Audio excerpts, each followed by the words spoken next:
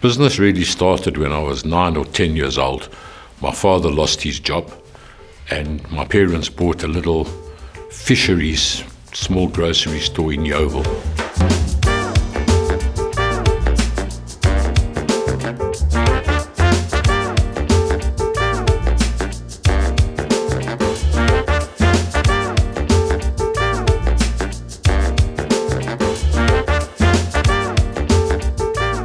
Because it was tough, 6 in the morning till 6 at night, they'd come home from work. My brother and I would have to go and help them unpack groceries, mark stuff, weigh sugar, weigh rice. In those days it didn't come pre-packaged.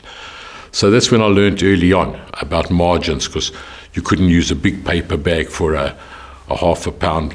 Everything was measured in half cents.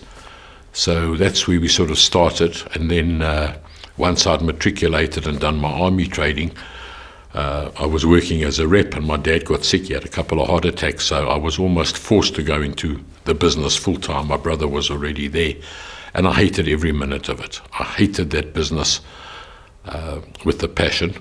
So our roles kind of evolved. He was sort of more the front man dealing with the customers, and I tended to deal with the reps and placing the orders, working out whether we should buy 10 cases of tea for a 10% discount, how long it would take us to sell it, does it pay us? And that's where I started sort of learning the ropes, or if you like, the ins and out of business. But even as a kid, every night my parents would come home, they'd bring all the cash, and then after dinner they would sit and count it, and we'd help them count it and do the cash book. My dad would do the cash book. So I knew what was a good day, a bad day. Did they make money? They lose money? And quite interesting, if you look at entrepreneurs worldwide, if you look at someone like Sir Philip Green, I don't know how long he'll still be a sir, but Philip Green, so his parents had a garage and he worked. Richard Branson, they all seem to come, not all, but a lot of entrepreneurs come from a background where their parents were in a business and they had helped or worked in that business and somehow given them some kind of basic understanding of business, and they wanted more. So my dad was in hospital with another heart attack. We decided we better sell the business. My brother and I had started a delicatessen in Sandton City. So we gave the business to business brokers to sell. We didn't want our staff to know about it. I met them off site. And eventually we got an offer. We sold it, very small deposit, a whole lot of bills. I stayed on to integrate and help the guy. And I realized within a few days that there was something wrong, because we'd get deliveries of stuff we never sold, suitcases, 100 suitcases, and in 2 days they were gone. We never sold a suitcase. So I realized they were going out the back door and it was a scam. Went to our lawyers, nothing we can do until the guy breached his promissory notes, which he did after 2 or 3 months, and did a duck to Greece, having sold the stock out the back door. And then to add insult to injury, one of the brokers that we had given a mandate to sell claimed that I'd given him a sole mandate, because I didn't cross out, I do not. So we ended up having to pay commission on the sale that really never happened twice. It was a very bitter pill. And when my dad was out of hospital, we were left not with rewards from 25 years of running a business, but with a whole lot of debts.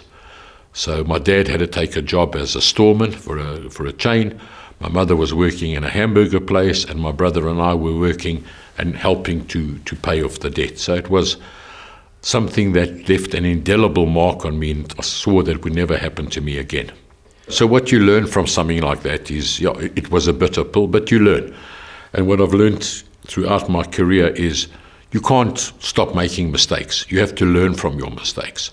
And in fact, in my first job after the little grocery shop, I went to work for a construction property firm. And my boss there once said to me, and he gave us a lot of flexibility, so he once said to me, it's more important to make the decision right than make the right decision.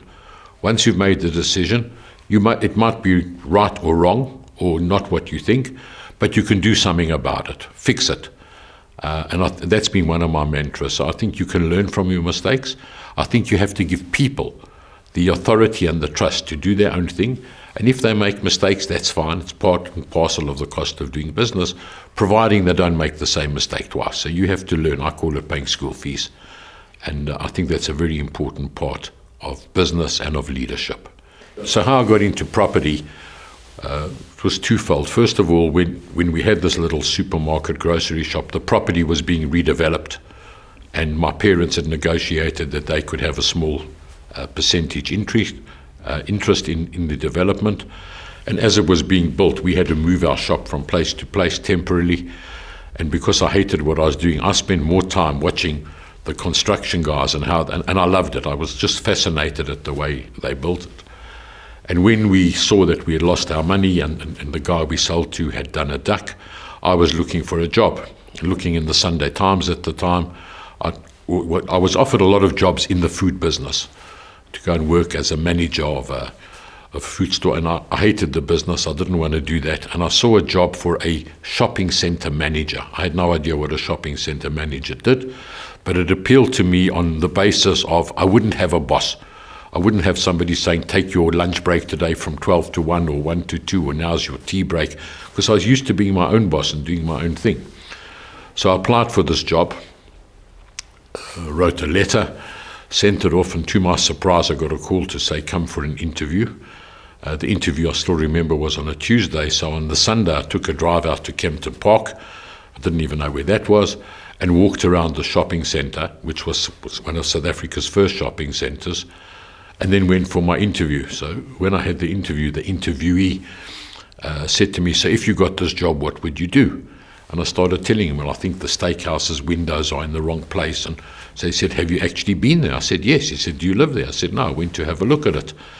And apparently I was the only one of about 10 applicants who had actually gone to look at the shopping centre, so I got the job. In addition to that, once I was appointed into the position, as I say, I knew nothing about property. So what I did do was walk around the shopping centre, talk to the tenants, see what their gripes were, and then started applying my grocery skills in terms of charging for water, which I didn't know was illegal, but I did anyway, and that kind of thing. So I think one of the first lessons I learned was in anything you do, you have to know your product. You have to walk it. I call it MBWA, management by walking around. So, for example, we have at Redefine a number of what we call commuter centres. So these are close to railway stations, taxi ranks, and trying to understand the mind of the consumer.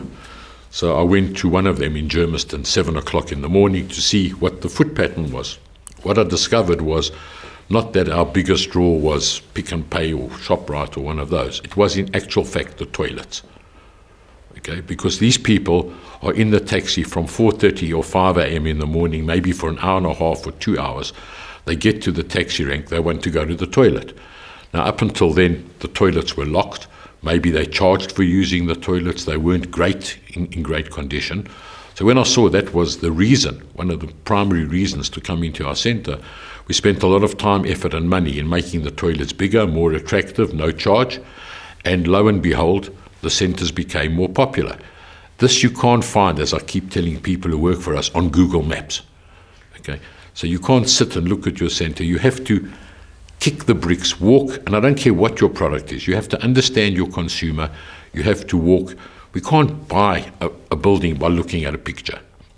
Somebody has to go there, see what the entrances, the exits, the traffic patterns, all the kind of things, who your neighbours, what opposition there is, what opposition is likely to come. Only when you do this and you actually walk it and understand it and get a feel for it, okay? Maybe it sounds crazy in this day and age, but almost like a gut feel. Numbers can tell you one thing, but you really have to feel that this is something that you want to acquire. So to me, management by walking around, very, very important. Google Maps, less so. After I was about less than a year at the shopping centre, my boss arrived one day and said to me, do you know what you've done? I said, no. And he said, you've added 300,000 Rand to the value of this property, which was worth then about 5 million Rand. So I didn't know what I'd done. And before he said that, he said to me, find someone to take over from you. So I thought I was fired. So what have I done? And then he explained. And I didn't know what he was talking about. He was telling me you increased the income by X amount, capitalised at 8%, it's 300,000 Rand. I left after he told me I was now going to go to head office, and I went to the person that was the partner of my parents, and he understood property. So I went and I asked him to explain to me what he had done. So, because I thought, 10% is better than 8%. It's inverted. I didn't understand what he was talking about. It took him a while. I got it. They took me into head office to do the same for blocks of flats and all those kind of things, which I did for about another year. And then the economy was in bad times. The company I worked for was indebted to the bank, and the bank pulled the plug. So, end of the company, the bank was taking over the properties. So 3 of my co-workers and I went to see the bank and said, okay, you're taking over these properties, who's going to manage them? We would like to start a company to manage them, and after convincing them that we can do the job, we'd keep the staff, etc., it was then left to me, once everything had been agreed, to ask the bank to lend us 10,000 rands worth of working capital, because between us we had 600 rand to register the company. And that was the start of our first venture, which was called City Plan, which was a property management business. And we ran that for about 5 or 6 years. And we were trying to grow it, so we approached one of our competitors, and rather than us buy them, they said they wanted to buy us. So we sold our business to them and started a new business, same partners, with one didn't want to come along. And we started a business called InCity, which was really conversion of flats in Hillbrow, Berea, for sectional title and property syndications. We ran that for a while, but we were always using outside funds. And one of the companies that invested with us was called Metboard. Metboard was a shareholder in Investec Bank. Those two companies merged, and at that point in time, my partners, one went to Durban and one went to Australia. So I was left running the business for Investec Bank. They bought out the remaining share that we had, and I suppose that was the start, if you like, of my corporate career. When I think back, my career was in reverse, because I should have worked for an institution first and then had my own business, because I learned a hell of a lot at Investec about how institutions work and those kind of things. But it was a fantastic learning experience. So when we had our first business, the property management business, I very quickly learned that I wasn't a detailed kind of guy. I was very good with people, so I was good meeting with the clients, going through their rent rolls, giving them their checks, talking to them about potential additions to their properties. What I was really no good at was admin, and that when I realized that you have to have skills, recognize, important to know what you're good at, but more important to recognize what you're not good at. So I was very fortunate in that my partner, the one who's in Australia now, was the most detailed guy ever. And in fact, in 15 years, we only had one disagreement. We'd moved to new premises in Braamfontein, new furniture, and our offices were next to each other with one secretary in between. And he walked into my office and he said to me, "Do you know, the state of your desk reflects the state of your mind?" And I said to him, "So what are you telling me? You've got an empty mind," because his desk was absolutely clear when he went home. But I could find anything I was looking for. If somebody wanted a piece of paper, and I'm still like that to this day. So I recognize that I'm not the detail guy. I can conceive, I can negotiate, I can do a deal. Don't ask me to start reading the agreements, the legal agreements, the lease agreements, because I'm no good at it. I don't have the patience. I don't have the wherewithal. I can solve problems if somebody comes to me with agreements and we can't agree on this clause. That I can do, because I take a commercial view, not a legal view. But so I think what's very, very important for any person in a business is to know your strengths, but more importantly, identify your weaknesses and employ the best people that you can who are good at what you're not good at. So in my Investec days, so first of all, I found myself responsible for a lot more people, because what we did at Investec was we bought, funnily enough, the company that we had sold City Plan to. They wanted a bigger property group, so suddenly we were 150 or 200 people, and I found myself having to run this, which I really didn't enjoy because I wasn't interested in people's medical aids, pensions, leave policies. And as the business grew, it became more and more bureaucratic. And then I had this aneurysm, which I survived, fortunately. And I decided this wasn't for me. I wasn't coming to work out who's parking in which parking bay, because there was a perception if you were on the higher floor, you were a fast-track individual. And spending days talking about this kind of nonsense, I decided time for me to go back on my own, which I did. And I went and I started a little company called Marc Wainer and Associates, which really was consulting, a little bit of consulting work, and putting together private syndicates with high net worth individuals. And that's also when I realized that the people who were investing with me didn't know about the properties. They weren't interested. They were really backing me. And this is a huge sense of responsibility. So whereas previously I had somebody to say, should we renew this lease at this rent, or should we buy this or sell this, my investors weren't interested. It was my call, and I now had a huge responsibility to these people.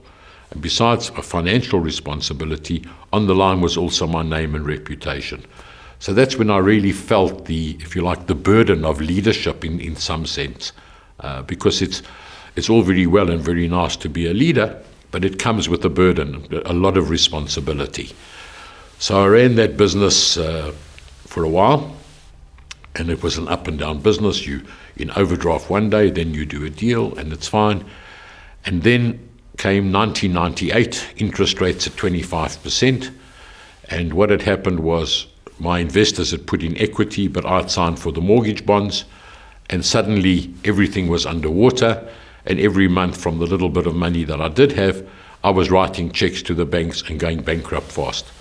So I looked around at what I could do to solve this problem, and I then looked at the listed property sector.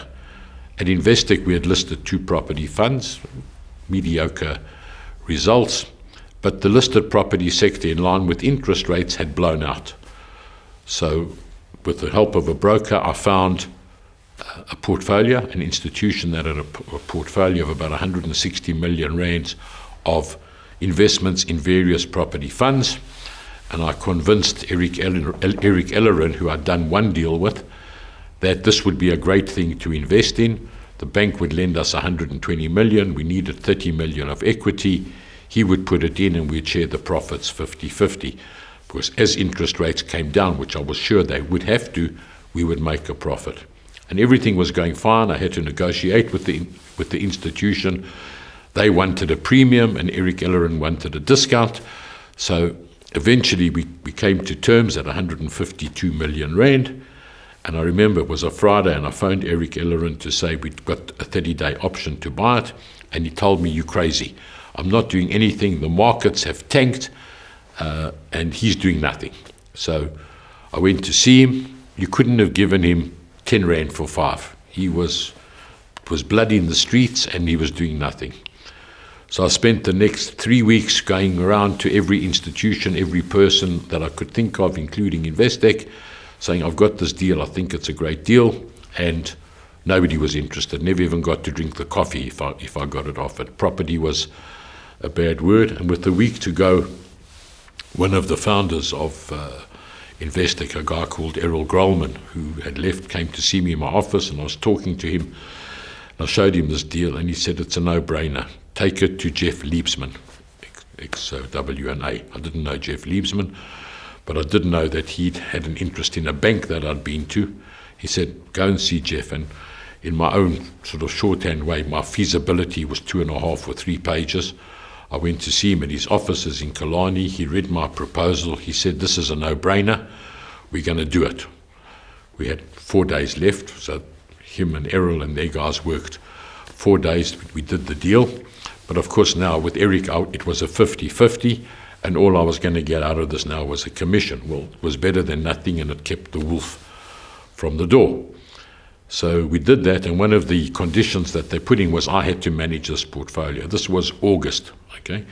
As it happens, it was the 18th of August when we signed the deal, the lowest point ever that the listed property index got to. sheer fluke. I would like to say I was clever. I wasn't. Sheer fluke. And by the end of January, the 32 million that they had invested had doubled.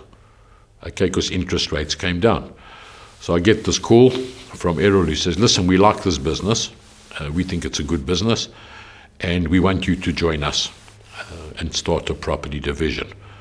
So I thought, well, this isn't us. I said, no, if you want to do that, you have to buy my business, Marc Wainer and Associates, which wasn't worth much. But I got 5 or 6 million at the time for a sign-on fee, let's call it.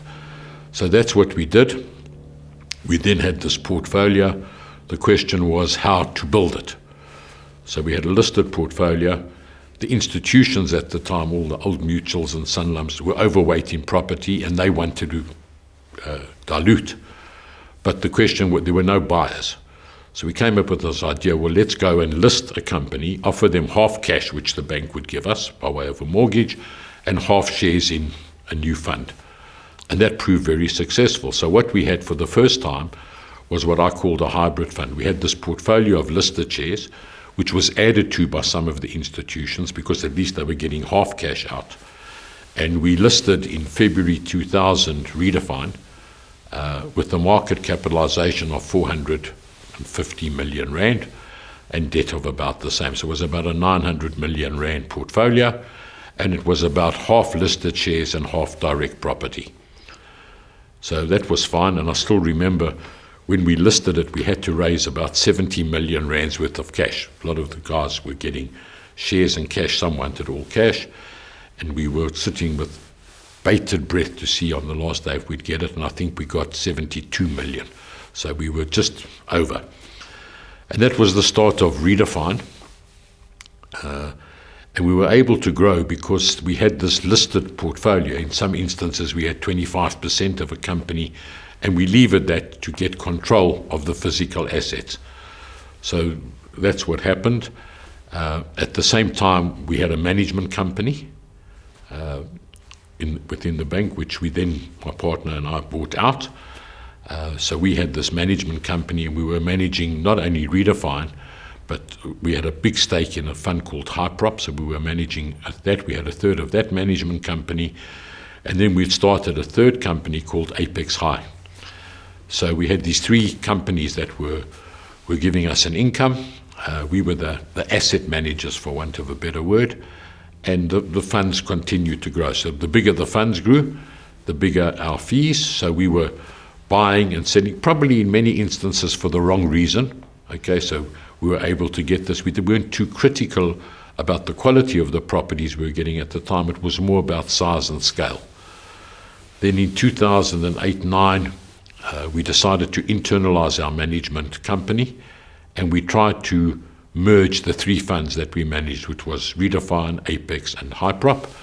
A lot of resistance to Hyprop, which was a focused retail fund, so we weren't able to get that right, but we merged Redefine, Apex, and our company Madison, which at the time gave us total assets of about 10 billion rand, including Hyprop. Remember, we had a big party because we had 10 billion rands worth of assets. Today, some 7 years later, we've got about 80 billion of assets under management, a market cap of 60 billion from 450 million in 15 years. So it's been remarkable. I think that if anybody would have asked me in 2000, when we listed, what would we like to do, I think if I would have said I'd like a market cap of 1 billion rand, which was double, I would have been more than satisfied. So I never thought we would get here, and when I look back, it's been remarkable, and it's not something which I've done. I think, when you run a business, a small business, Marc Wainer, 6 people, 7 people, of course you can take credit for a lot. When you're running a business that employs 450 or 500 people, every one of them plays a role. So the question comes back to how do you manage a business like this? What's the leadership like? What do you do? So I was the CEO of the company until 2 years ago, 18 months ago, when I stepped up to the executive chairmanship role. And I think what's important, and something that I realized a long time ago, is that any business is about people. So I say to our people, property is our commodity, but people are our business. And when I say people, it's our staff, it's our customers, it's our suppliers, it's everybody that we come into contact with. And relationships are the most important thing. So it's how you deal with people and how your staff deal with people, each and every one of them. For me, still, one of the most traumatic things that we have to do sometimes is cancel somebody's lease because they haven't been able to pay. And when you look at it, let's say it's somebody who's running a sweet shop in a shopping center. That guy's relying on that business to pay his school fees, to put food on the table, to do whatever he's got to do. But if he can't pay the rent, okay, now it's like somebody who's hiring a flat or a house. If you can't pay the rent in February, you're not going to be able to pay the February and March at the end of March. You just don't have it. And unless there's a compelling reason, a creditor or something, or a debtor hasn't paid him, he's not going to be able to pay 2 months. So at a point in time, you have to go to the guy and say, look, you're not making it. It's better for you to close. Let's come to an arrangement on the arrears and go. But nevertheless, it's still traumatic, and it's how you deal with that person. When I was at Investec, they had a guy by the name of Professor Wainer who used to come and lecture us about stuff. Never really took much note. But the one thing that he did say that always stuck with me was, don't leave victims, okay? Because a victim is somebody who one day is going to come and stab you in the back. So in your dealings with people, leave them with dignity. Even if you're going to fire somebody, try and do it in such a way that you leave them with dignity. And that's something that stuck with me. It's part of my ethos, it's part of my DNA, that's how we have to deal with people. So we have the staff. I see myself, if you talk about leadership, as a conductor of an orchestra. If you think about, I'm not a great musician, I'm a bit tone deaf, but if you listen to a symphony concert, here's 70 or 80 people, each playing an instrument, a guy who's sitting and conducting, and every person is playing their instrument at the right time, at the right pitch, at the right volume, and he's conducting it. So his job is to say, this is the piece of music that we're playing today. This is how it's going to be played. This is the tempo. And that's how it works. So a business is no different. So my job is to pick the members of the orchestra as best as possible, people who can do their job or their function to the best of their ability, okay, and to do it at the right time and all together. So that's really your function. And in the same way as the conductor of an orchestra has the lead violinist and the guy who's in charge of the wind instruments or whatever, so you have your executive team, because you can't do it all by yourself, and they've got to go and make sure that they're my lead violinists and so on. So those people are key, okay, and each one of them then employ people who are responsible and report to them. So it's so important that people are your business. Without people, you don't have a business. Simple as that. And without relationships, you don't have a business. And loyalty to your suppliers. I read a book many years ago called Between the Arches. It's the story of Ray Kroc, the founder of McDonald's. And what he had done was, when he started McDonald's, he couldn't get suppliers to supply him because the opposition was saying, if you supply him, we're not going to. So he had to go to secondary suppliers, whether it was for paper bags, paper, buns, whatever it was, he had to go to secondary suppliers. And they grew. To this day, those people who supported Ray Kroc in the beginning are still supplying the paper bags and stuff, and have become multi-million-dollar businesses, okay? And he's been loyal to them. The company's been loyal to those people forever. So you started with me when we were small, and now you can do with them. So that's very, very important to me. So chemistry with your partners, chemistry with your suppliers, kind of thing. Look, in every business you have to do the best deal you can.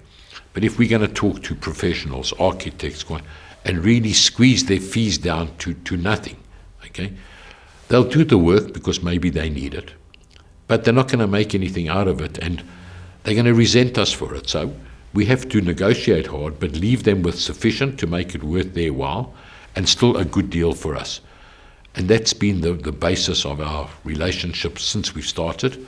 We still use the same professionals, most of them. We do give new guys a chance because we need to encourage new blood and new guys.